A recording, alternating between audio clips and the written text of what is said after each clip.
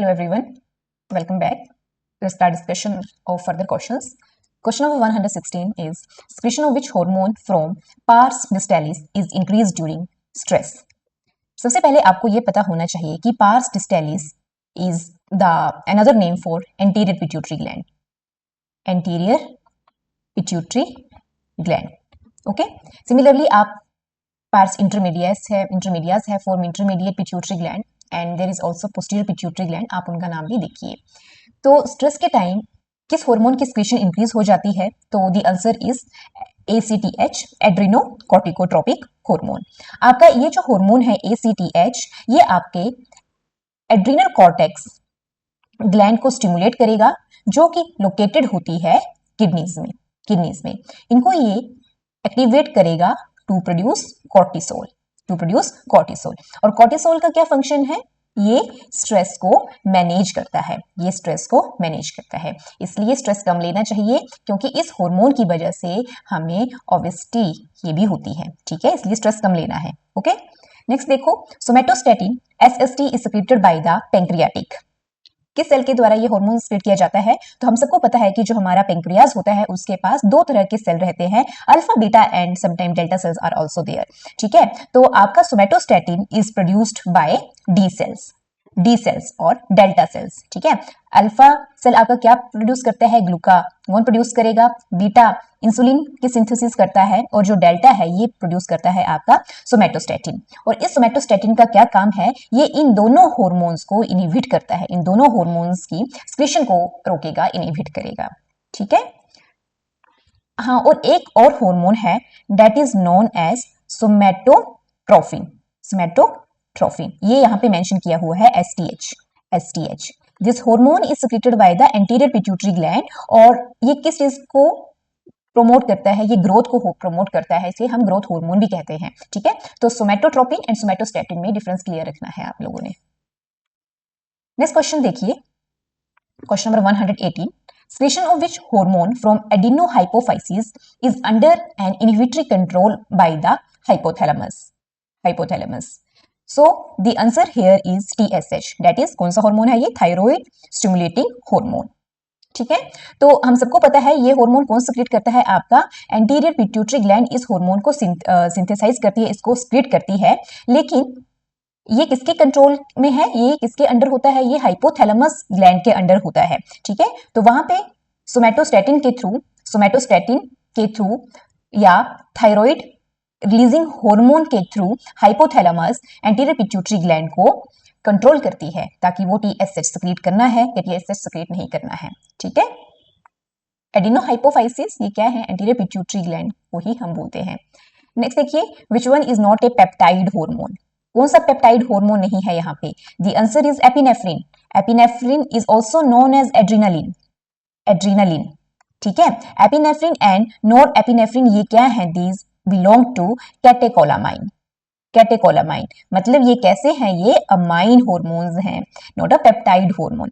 Amine और peptide में क्या फर्क है? बने तो दोनों अमाइनो एसिड के हैं, लेकिन पेप्टाइड जो आपकी चेन है वो 10 अमाइनो एसिड से ज्यादा की होगी तब हम उसको पेप्टाइड बोल देते हैं. उससे पेप्टाइड बॉन्ड की फॉर्मेशन स्टार्ट हो रही है, मतलब वो प्रोटीन्स बनाने लग पड़ी हैं अब. ठीक है, और अमाइन जब 10 से कम अमाइनो एसिड का नंबर हो तो हम उनको अमाइन हार्मोन्स कहते हैं.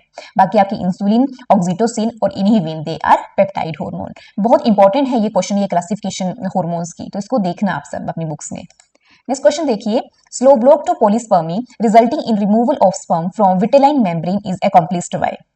हम सबको पता है स्लो ब्लॉक पॉलीस्पर्मी क्या है. ठीक है, हम सब पता है ना, एक egg can be fertilized by single sperm, one egg one sperm. ठीक है, तो इनकी फर्टिलाइजेशन के बाद और स्पर्म एंटर ना कर जाए एग के अंदर, इसलिए वहां पे क्या एग्जिस्ट करते हैं? Slow block. कुछ ब्लॉक एग्जिस्ट करते हैं जो कि स्लो भी हो सकते हैं और जो कि फास्ट भी हो सकते हैं. ठीक है, तो क्या होता है स्लो ब्लॉक पॉलीस्पर्मी में कि जो स्पर्म्स हैं they are not allowed to enter. ठीक है, क्योंकि जो विटेलाइन मेम्ब्रेन है उसका जो मेम्ब्रेन पोटेंशियल है उसमें चेंज आ जाता है. उसकी जो मेम्ब्रेन पोटेंशियल है वहां पे क्या आ जाएगा? चेंज आ जाएगा. ठीक है, नेक्स्ट देखिए, Xenopus gastrulation is initiated in the region. कहते हैं कि ज़ीनोपस में, ठीक है, गैस्ट्रुलेशन किस पॉइंट पे स्टार्ट होती है? So the answer here is opposite to the point of sperm entry. जहां स्पर्म एंटर करेगा उसके ऑपोजिट पॉइंट पे क्या है, गैस्ट्रुलेशन की प्रोसेस स्टार्ट होगी, गैस्ट्रुलेशन की प्रोसेस स्टार्ट होगी। और जहां ये प्रोसेस स्टार्ट होती है ये फ्यूचर में जाके आपकी डोर्सल साइड बनाएगी, डोर्सल साइड बनाएगी। और गैस्ट्रुलेशन क्या होता है, सिंपल वर्ड्स में समझें तो it is the formation of germ layers, germ layers. और जर्म लेयर सबको पता है, 3 जर्म लेयर्स होती हैं, एक्टोडर्म है, देन मेसोडर्म है and then endoderm is there. Okay, और ये ज़ीनोपस क्या है, it is species of frog, species of frog. Next question देखते हैं, grey crescent of frog embryo represent the future. Answer here is dorsal side of developing embryo, developing embryo. ये जो grey crescent है it is necessary for axis formation, axis formation मतलब कि जो embryo है उसमें क्या है, उसमें पोलैरिटी आएगी, बाइलेटरल होगा वो, ठीक है। तो ये डिसाइड आपका करता है ये एरिया जिसको हम बोलते हैं ग्रे क्रिसेंट। ग्रे क्रिसेंट इसलिए बोलते हैं, एक तो ये क्रिसेंट शेप्ड होगा, ठीक है, और साथ में due to the presence of melanin it is grey coloured, it is grey coloured. जब स्पर्म फ्यूज करता है तो स्पर्म इसकी ऑपोजिट साइड पे करेगा, स्पर्म फ्यूज करता है, उसके बाद जो साइटोप्लाज्म है धीरे धीरे वो रोटेट करने लग पड़ता है, साइटोप्लाज्म धीरे धीरे रोटेट करने लग पड़ेगा और यहाँ पे एक लाइट कलर्ड एरिया साइटोप्लाज्म की मूवमेंट की वजह से एक फॉर्म होगा, लाइट कलर्ड एरिया फॉर्म होगा जिसको हम नाम देते हैं grey crescent, grey crescent. Okay, next question देखिए, which one of the following is not relevant to cleavage division, to cleavage division. Answer is there is no growth in the volume of the embryo. Very important. Cleavage में क्या होता है, the daughter cells are smaller in size than the mother cell. एक zygote होता है, अब उसमें क्या है, उसमें डिवीजन स्टार्ट होने लगती है, उसमें डिवीजन स्टार्ट होने लगती है।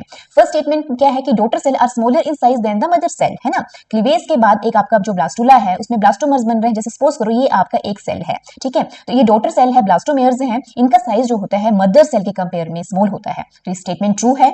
थर्ड स्टेटमेंट देखिए, the embryo rapidly grows in size as the cell increase in the number. अब सेल का नंबर इंक्रीज होने की वजह से क्या है, एम्ब्रियो में ग्रोथ होने लगती है, एम्ब्रियो में ग्रोथ होने लगती है। The division are rapid compare to mitotic division, और हमारी यहाँ पे क्या हो रही है, रैपिडली माइटोटिक डिवीजन हो रहे होते हैं, ये भी ध्यान रखना है। म्योसिस नहीं होती है यहाँ पे, क्लीवेज में हमारा माइटोसिस हो रही होती है। और सेकंड स्टेटमेंट देखो, there is no growth in the volume of the embryo, यहाँ पे एम्ब्रियो का सिर्फ साइज इंक्रीज हो रहा होता है, साइज इंक्रीज हो रहा होता है, बाकी उसमें वॉल्यूम जो है उसका सेम रहता है, वॉल्यूम उसका सेम रहता है, ठीक है। क्योंकि वॉल्यूम कब इंक्रीज, क्योंकि साइटोप्लाज्म सेम है। वॉल्यूम क्यों सेम है, क्योंकि साइटोप्लाज्म की जो क्वांटिटी है वो सेम है। सिर्फ इस मदर सेल में और सेल छोटे सेल बन रहे हैं, 2 सेल से अब मल्टीपल सेल बनेगा, लेकिन जो साइटोप्लाज्म है उसकी क्वांटिटी सेम होने की वजह से एम्ब्रियो का वॉल्यूम सेम रहता है। फाइन। नेक्स्ट क्वेश्चन देखिए, Henson node is form during gastrulation of, I think आपने ये चैप्टर पढ़ा है गैस्ट्रुलेशन का, तो ये बहुत एक सिंपल क्वेश्चन है। So the answer here is words. तो हेंसन नोड क्या है, it is an embryonic structure, embryonic structure जो कि वर्ड्स में फॉर्म होता है ड्यूरिंग गैस्ट्रुलेशन। जब गैस्ट्रुलेशन की प्रोसेस चलती है तो भी इसकी फॉर्मेशन होती है। और एक क्वेश्चन यहां से और बनता है, स्पीमेन ऑर्गेनाइजर, स्पीमेन ऑर्गेनाइजर ये कहां बनता है, ये बनता है हमारे एम्फीबियंस में, एम्फीबियंस में, ठीक है। तो हेंसन नोड एंड स्पीमेन ऑर्गेनाइजर ये क्या है, दे आर इक्विवेलेंट, ये दोनों सेम है, ठीक है। यहां से क्या होता है, फर्दर जो हमारी एक्सिस फॉर्मेशन है वो स्टार्ट होती है, सेल्स अंदर की तरफ एंटर करेंगे, यहाँ ये इन दोनों साइड पे होता है, ठीक है। नेक्स्ट देखिए, if due to mutation of a gene hind limb gets transformed into forelimb, such transformation are named as, the answer here is transversion, transversion. अब ट्रांसवर्जन क्या होता है, it is a type of, सबसे पहले ये point mutation की type है, जहां पे क्या होगा, आपका एक purine is replaced by pyrimidine, pyrimidine और वाइस वर्सा, ठीक है। पिरिमिडीन प्यूरिन को रिप्लेस कर सकता है, या तो पिरिमिडीन प्यूरिन को रिप्लेस कर सकता है, ठीक है। इसकी वजह से क्या होता है, it causes homeotic transformation, homeotic transformation cause करेगा, ठीक है, होम्योटिक ट्रांसफॉर्मेशन कोज करेगा, जहां पे क्या है, लिम्ब आइडेंटिटी चेंज हो जाती है, लिम्ब आइडेंटिटीज चेंज हो जाती हैं, ठीक है। इसका आंसर होगा आपके पास होम्योटिक ट्रांसफॉर्मेशन और ट्रांसवर्सन। ट्रांसवर्सन की वजह से ये चेंज होती है, लेकिन इस तरह की ट्रांसफॉर्मेशन को हम नाम देते हैं होम्योटिक ट्रांसफॉर्मेशन। इन्होंने ट्रांसफॉर्मेशन पूछा था ना कि म्यूटेशन, अगर म्यूटेशन पूछा होता कि इस म्यूटेशन की वजह से हो रही हो तब हमारा आंसर ट्रांसवर्सन होता। फाइन। अगला क्वेश्चन देखिए, a fluid filled cavity formed during cleavage division in amphibian embryo is known as? very simple question है ना, ब्लास्टोसील। हमें पता है जाइगोट में जब क्लीवेज होने लगती है तो वो किस चीज में आपका ट्रांसफॉर्म हो जाता है, ब्लास्टुला में ट्रांसफॉर्म हो जाता है।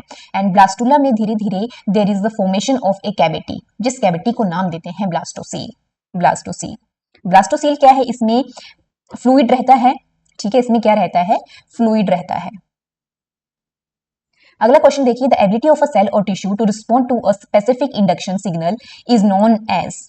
The answer here is competence. Competence competence का क्या मतलब है, it is the ability of a cell, it is the ability of a cell to respond to specific induction signals during development. जब development हो रही थी एम्ब्रियो की तब ये प्रोसेस रोल में होती है।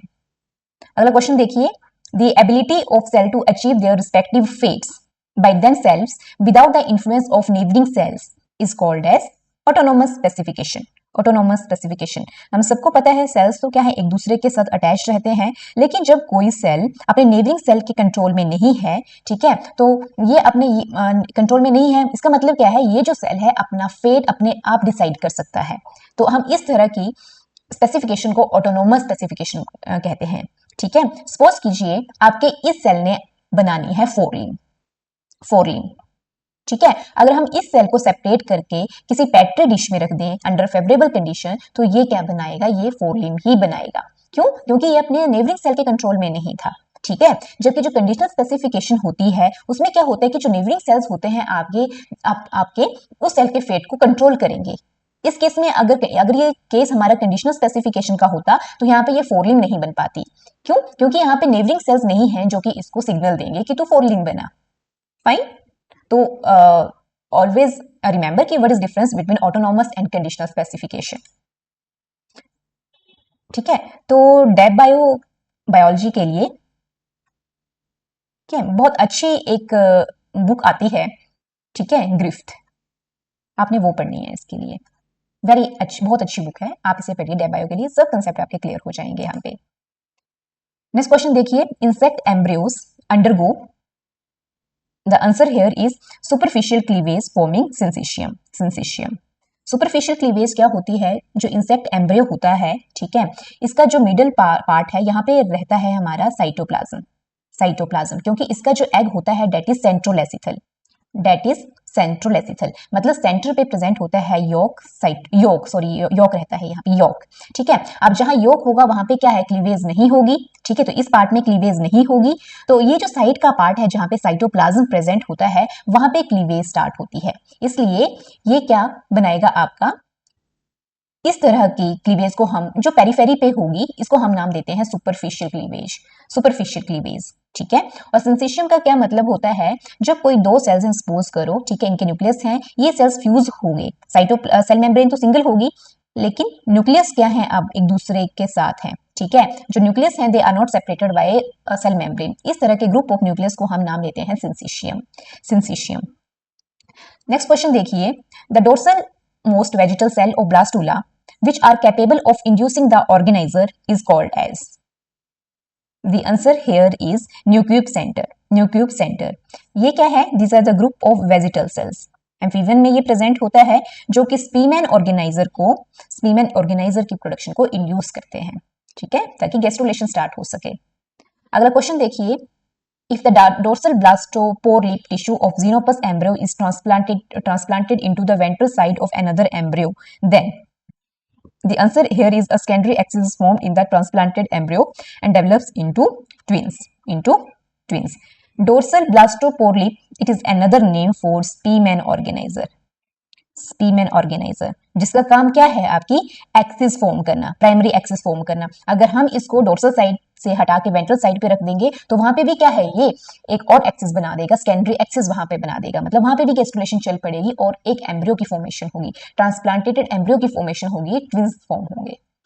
फाइन, नेक्स्ट क्वेश्चन देखिए, embryonic stem cells of mammals are derived from? The answer here is inner cell mass। अगर हम किसी ब्लास्टुला का टीएस देखें तो सबसे outer most layer is blastoderm,